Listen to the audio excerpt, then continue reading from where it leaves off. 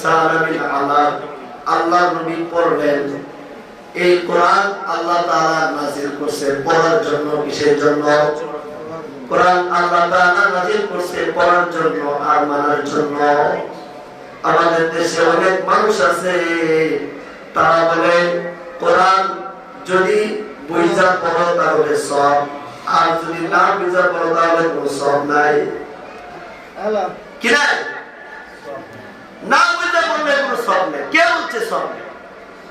আপনি বুঝা পড়েন আর না বুঝা পড়েন, প্রত্যেক হরফে একটা নেকি, একটা নেকি 10টা নেকির সমতুল্য। জুড়ে জুড়ে বলেন সুবহানাল্লাহ।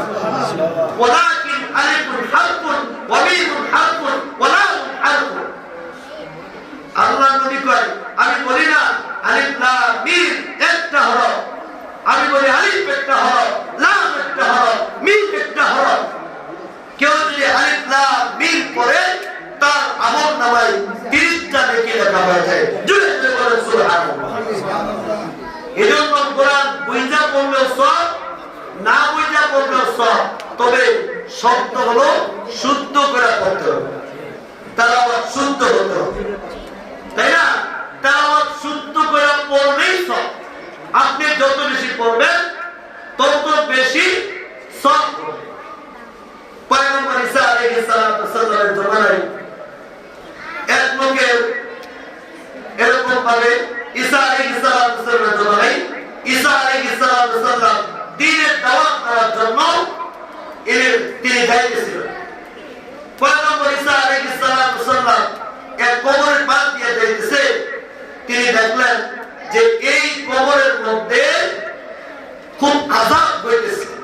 কবরের মধ্যে এই কবরস্থ ব্যক্তিকে অনেক শাস্তি দেওয়া হচ্ছে। ঈসা আলাইহিস সালাম দেখে কবরস্থ ব্যক্তিকে ফেরেশতারা হাতুড়ি দিয়ে পিটাইতেছে। ওই ব্যক্তি মনে চিৎকার আর্তনাদ করতেছে। ওই ব্যক্তি কবরের জিন্দেগি খুব কষ্ট করে কাটাইতেছে। পয়গম্বর ঈসা আলাইহিস সালাম দ্বীনের দাওয়াত দেওয়ার জন্য সেখান থেকে অনেক দূর চলে গেলেন। আবার কিছুদিন পরে পয়গম্বর ঈসা আলাইহিস সালাম আবার এই রাস্তা দিয়ে আসতেছে। এইবার থেকে কবরের মধ্যে যে ব্যক্তি শায়িত, ওই ব্যক্তির কবরের শান্তির হাওয়া চালু হয়ে গেছে। সুবহানাল্লাহ। আগে দেখছে কবরে আযাব হইতেছে, কয়েকদিন পূর্বে এই রাস্তা দিয়ে যখন যায় তখন দেখে যে এই ব্যক্তির কবরে ভীষণ আযাব হইতেছে। ফেরেশতারা হাতুড়ি দিয়ে পিটাইতেছে, চিৎকার করতেছে, কবরস্থ ব্যক্তি আর কান্না করতেছে। কয়েকদিন পরে একই রাস্তা দিয়া একই কবরের পাশ দিয়ে যাচ্ছে। এখন থেকে কবরের মধ্যে জান্নাতের হাওয়া, কবরের থেকে জান্নাতের সুঘ্রাণ আসতেছে। কবর জান্নাতের নাম কিয়ামতে ভরপুর হয়ে গেছে। জুড়ে জুড়ে বলেন সুবহানাল্লাহ।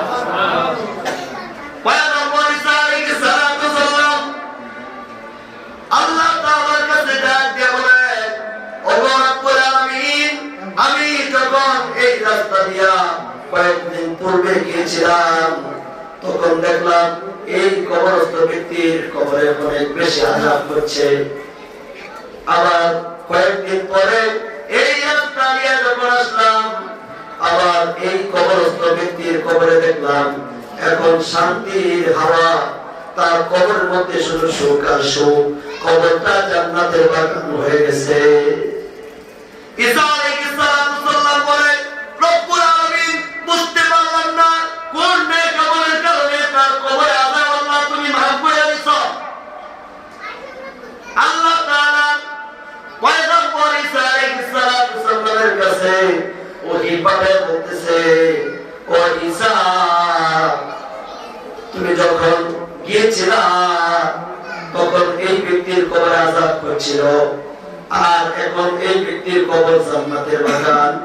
ও ঈসা, তুমি শোনো, এই ব্যক্তি যখন ইন্তেকাল করেছে এই ব্যক্তি ছিল গুনাহগার, জীবনে তেমন কোন নেক আমল সে করে নাই, তার গুনার কারণে কবরে আযাব হচ্ছিল। এই লোকটা যখন ইন্তেকাল হয়েছে, লোকটার স্ত্রী ছিল গর্ভবতী।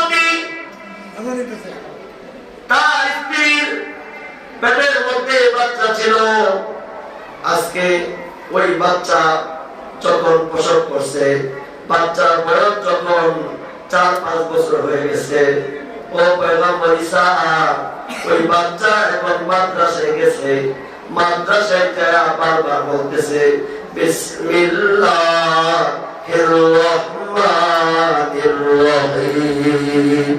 হে ঈসা, তার বাচ্চা বারবার বলতেছে বিসমিল্লাহির রহমানির রহিম, বিসমিল্লাহির রহমানির রহিম, বিসমিল্লাহির রহমানির রহিম। হে ঈসা, যেই ছেলে, যেই বেটা, যেই লোকের সন্তান মাদ্রাসায় দেয়া বিসমিল্লাহ বলা আমি আল্লাহ তাআলাকে স্মরণ করতেছে, আমি আল্লাহ তাআলার কালাম তেলাওয়াত করতেছে, হে ঈসা আমি কেমন কইরা এই লোককে কবরের মধ্যে শাস্তি দেই?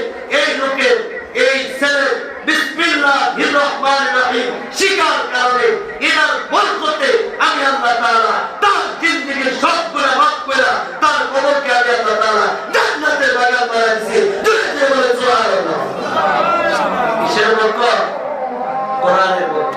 আল্লাহ তাআলা আমাদের সবাইকে বোঝা আমল করার তৌফিক দান করেন।